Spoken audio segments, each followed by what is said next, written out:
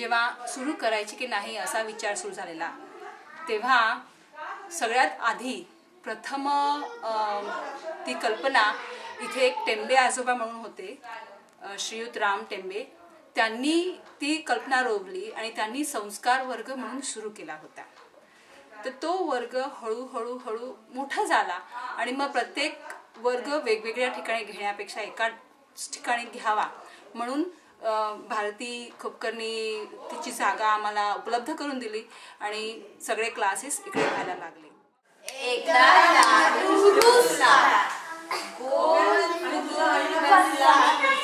करंजिनी खाल्ले गोड, वाकडी मान आले गोड, अनारशाचे बसले राखानी झाला, चकली फिरली काटे आले अंगावर, शंकरपाळ्यांना चढला चहा झुलले बंदावार. Very good. म्हणजे शिकवायला सुरुवात केली त्यावेळेला अर्थातच नवीन असल्यामुळे खूप तयारी करायला लागायची. आम्ही सभा घ्यायचो, सगळ्या टीचर कम आया ज्या आहेत आम्ही एकत्र यायचो आणि इथल्या काउंटीच्या फॉरेन लँग्वेज करिक्युलम आणि आपल्या महाराष्ट्र शासनाचं जे काही गाईडलाईन्स आहेत त्याप्रमाणे भाषेचा थोडाफार समतोल कसा राखू शकतो याचा प्रयत्न करून आम्ही मराठी शिकवायला सुरुवात केली. त्यासाठी जास्तीत जास्त वस्तू दाखवा आणि शिकवा, नंतर स्तोत्र श्लोक म्हणून उच्चारांची स्पष्टता आणा, असे सगळे आम्ही प्रयत्न सुरुवात केले. माझं नाव अद्वैत नाईक आहे. माझं नाव अद्विका पुंजे आहे. माझं नाव सुयश कवडीकर आहे. माझं नाव अथर्व सांगळे आहे. माझे नाव वेद ठाकरे आहे. माझं नाव श्रावणी खेरडे आहे. माझं नाव श्रेयस वडवीकर आहे. गुड. शाळेसाठी आम्ही मुलांसाठी वेगवेगळ्या प्रकारच्या वर्कशीट्स तयार करतो. मग त्याच्यासाठी आम्ही इंडियामधून शब्दचित्रावली पुस्तक किंवा गिरवायची आपली अक्षरं आईची वगैरे ही मागवली आहेत. त्या मुलांना आम्ही देतो, त्यांच्याकडून ती गिरवून घेतो. छोट्या छोट्या गोष्टी, बडबड गीतं, अशा टाईपचे काहीतरी गेम्स, शिवाजी म्हणतो वगैरे असे अगदी लहान मुलांना आधी त्याच्यापासून सुरुवात करतो. आणि शाळेची सुरुवात आमची पहिली श्लोक म्हणजे आपली प्रार्थना असते त्याच्यापासून किंवा गणपतीचे श्लोक मोर्या मोर्या वगैरे यापासून आपण सुरू करतो. आणि मग त्याच्यानंतर आम्ही जसा एज ग्रुप वाढत जाईल तसं आम्ही लँग्वेजकडे जास्त भर देतो. म्हणजे मुळाक्षरं किंवा लिहिणं, वाचन, मेन छोट्या छोट्या गोष्टी वाचणं, वाक्य वाचणं ह्याच्याकडे भर देतो. द दार, द देऊळ, टेम्पलला काय म्हणतात मराठीत? देऊळ. द दिशा, दिशा मीन्स डिरेक्शन. अथर्व, दिशा म्हणजे काय? डिरेक्शन. दिशा मीन्स डिरेक्शन. आणि अजून एक काय माहितीये, इथे 3 जण आहेत ज्यांच्या नावात द आहे. Guess. Advait, one more Ved, and one more Advika. त्या सगळ्यांच्या नावात काय? पूर्वतयारी म्हणजे खूप करायला लागते खरं तर. कारण तसा पाहायला गेला तर आठवड्यातला 1च तास असतो, पण त्यासाठी अख्खा आठवडा डोकं काम करत असतं की मुलांना कुठल्या पद्धतीने सांगितलं की लगेच कळेल. किंवा एखादी गोष्ट, उदाहरणार्थ माझ्या क्लासमध्ये 9 वर्षाची मुलं आहेत, तर त्यांना आता थोडं व्याकरण पण शिकवायचं आहे. तर त्यांना लिंग, वचन हे शब्द नुसते सांगितले तर कळेल का, उदाहरणं देऊन कळेल का, कशा पद्धतीने एखादा विषय आपल्याला हँडल करायचा आहे. त्यासाठी खूप पूर्वतयारी करायला लागते. त्यासाठी मुख्यतः मुलांच्या दृष्टीने विचार करायचा, त्यांना कसं कळेल त्या दृष्टीने विचार करून वेगवेगळं आपल्याला जे सुचेल तसं शिकवायचं, एवढंच आहे. बाकी काही ठरलेली पद्धत वगैरे आम्ही काहीही आत्ता फॉलो करत नाही आहोत. मुलांना जास्तीत जास्त ज्ञान मिळेल, त्यांना जास्तीत जास्त मराठी बोलावंसं वाटेल, मराठीतून त्यांना संभाषण करावंसं वाटेल, यासाठी आमचा प्रयत्न चालू असतो. आणि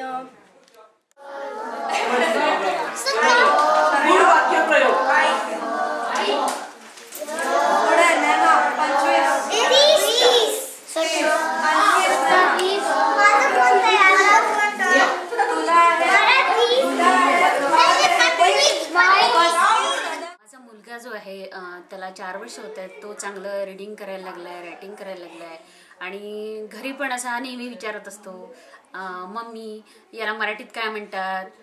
टी व्हीमध्ये जर काही येत असलं मराठीमध्ये तर मम्मी याचा अर्थ काय असतो. तर तो म्हणजे मला विचारत असतो स्वतःहून. म्हणजे मला एन्करेज न करता तो स्वतःहूनच त्याची इच्छा आहे की मला त्याला इंग्लिश मराठी यावं.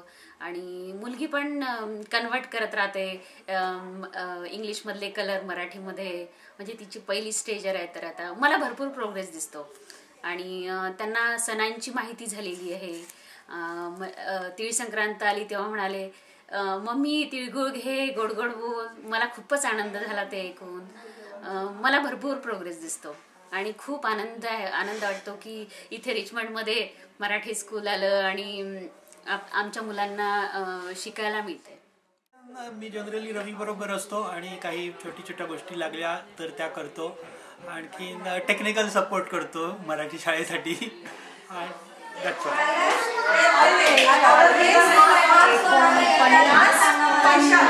चला फटाफट आज जे कोण हे व्यवस्थित करेल त्यांना स्पंज बॉबचे स्टिकर्स.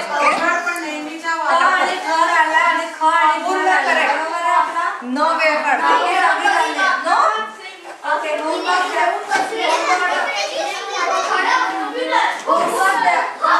व्यवस्थित नीट विचार करून घ्या.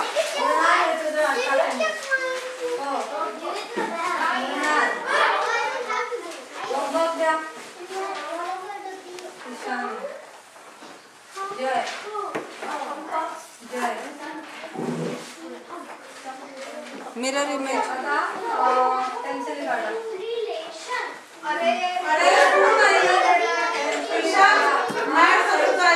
Please no jokes.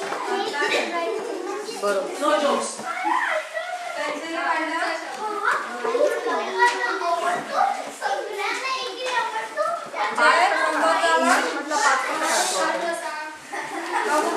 प्रस्तावना जास्त बोलतो पण मराठी जेव्हा बोलतो तेव्हा अमेरिकेत असून सुद्धा भारतात असल्याचा एक फील असतो. एक ते आणि कोणा म्हणजे आपण फारच एकटे नाही आहोत असं एक भावना काहीतरी असते मनामध्ये. ते बरं वाटतं म्हणून. आणि मुलांना इथे मी इथे शाळा शिकवते त्या माझ्याकडे साधारण 4-5-6 वर्षाची मुलं आहेत आणि अतिशय निराग असतात आणि अतिशय छान प्रश्न विचारतात आणि त्यांच्याशी बोलायला त्यांना शिकवायला मला फार. इंडियात जेव्हा फोन करतो आजी आजोबांशी बोलतात, आत्या काका मामा सगळ्यांशी मराठीतनं बोलतात, त्यांना इतकं कौतुक वाटतं. त्यामुळे सगळं श्रेय मी इथल्या टीचर्सना, त्यांनी सगळं इतकं छान व्हॉलंटिअरिंग करून इतकी छान शाळा ही करतात ते मॅनेज. आणि भारती खोपकर सगळ्यांना खूपच चांगलं श्रेय आहे एकदम त्यांना. आपले सण आपली संस्कृती ह्याचं थोडीफार जाणीव आत्तापासून व्हायला लागली आहे आणि ही भाषा काही वेगळी नसून ही आपलीच भाषा आहे ही गोष्ट तिला कळायला लागली आहे. आणि ती मला वाटतं सर्वात महत्त्वाची गोष्ट आहे. कारण का जेव्हा आपण एखाद्या अमेरिकेत राहताना मराठी जी काही वेगळी वाटू शकते ते तिला वाटत नाही आहे. तिला असं वाटतं की जसं ती इंग्लिश शिकते, जसं स्पॅनिश शिकते, तसंच ती मराठी तेवढ्याच उत्साहाने शिकते. आणि मला वाटतं हेच सर्वात महत्त्वाची गोष्ट आहे. आणि आत्ता मला तिने काही ठराविक शिकावं असं काही वाटत नाही आहे, पण ती जे शिकते ते सगळं कळतंय तिला. हे माझ्या दृष्टीने खूप महत्त्वाची गोष्ट आहे.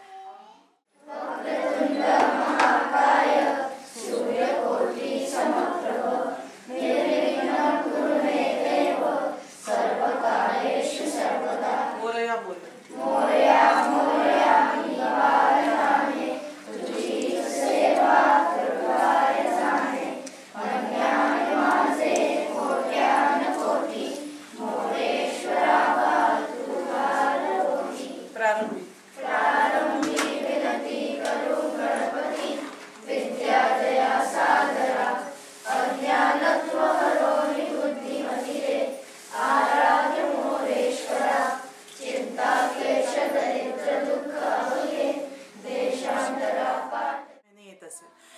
ह्याच्या आधी आम्ही जिथे होतो तिथे तो मराठी शिकत होता थोडंफार, त्याच्यामुळे इथे आल्यानंतर मला असं खूप हे होतं की त्याचं डिस्कंटिन्यू नाही व्हायला पाहिजे. जे आम्ही केलं इतकी वर्ष ते त्याला कुठेतरी पुढे पण ते व्हायला पाहिजे, म्हणून आम्ही इथे जेव्हा कळलं मराठी शाळा आहे तर मी त्याला टाकला. तो मोठा आहे ॲक्च्युली, तसा 11 वर्षाचा आहे, पण त्याला इथे आवडतं खूप, कारण एकंदर इकडे वातावरण असं आहे की सगळे टीचर्स आणि मुलं वगैरे, तर त्याला असं एकदम फॅमिलीमध्ये आल्यासारखं वाटतं.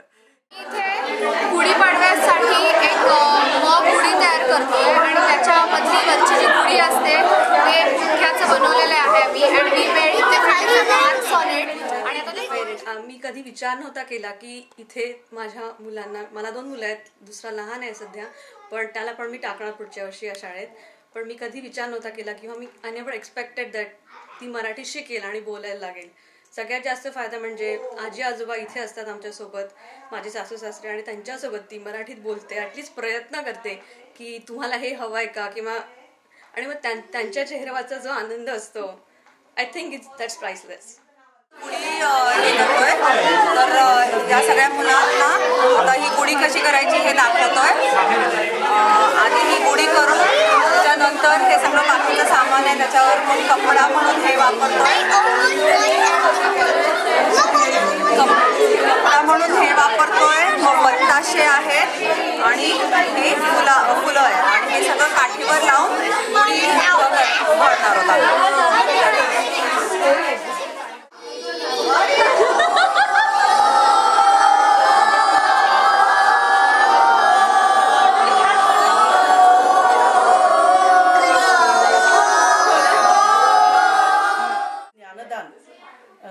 सारखं समाजकार्य नाही असं मला वाटतं, आणि आपली मूळ भाषा मराठी आहे आणि आपण आपल्या देशापासून खूप लांब राहतो, त्याच्यामुळे ही भाषा पुढच्या पिढीत रुजू व्हायला पाहिजे आणि जेणेकरून की ते त्यांच्या मुलांना पुढे शिकवण्याची इच्छा तरी ठेवतील मनात आणि ते प्रत्यक्षात पण उतरवू शकतील. पण आम्हीच हे बीज जर रोवलं नाही तर ते अवघड आहे. ह्या एका महत्त्वाच्या हेतूने आम्ही ही मराठी शाळा सुरू ठेवतोय आणि कुठल्याही परिस्थितीत ती सुरू राहील, अशीच ती अजून मोठी होईल आणि पुढची पिढी पण ही मराठी भाषा शिकेल असं माझं एक स्वप्न आहे.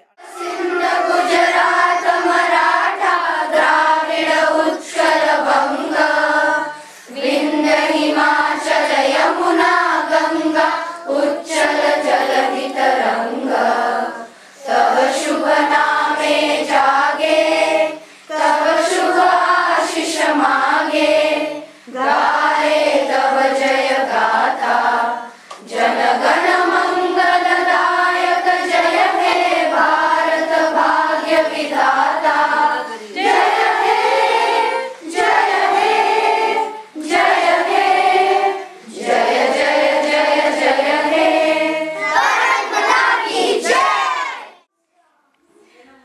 I'm Teresa Biernes, and my daughter Jyoti was born in India, and we've been coming to Marathi Shala, Richmond Marathi Shala, for about 6 years. And my purpose for bringing her here, she's the only child I have coming here, is to continue her native culture to the best of my ability.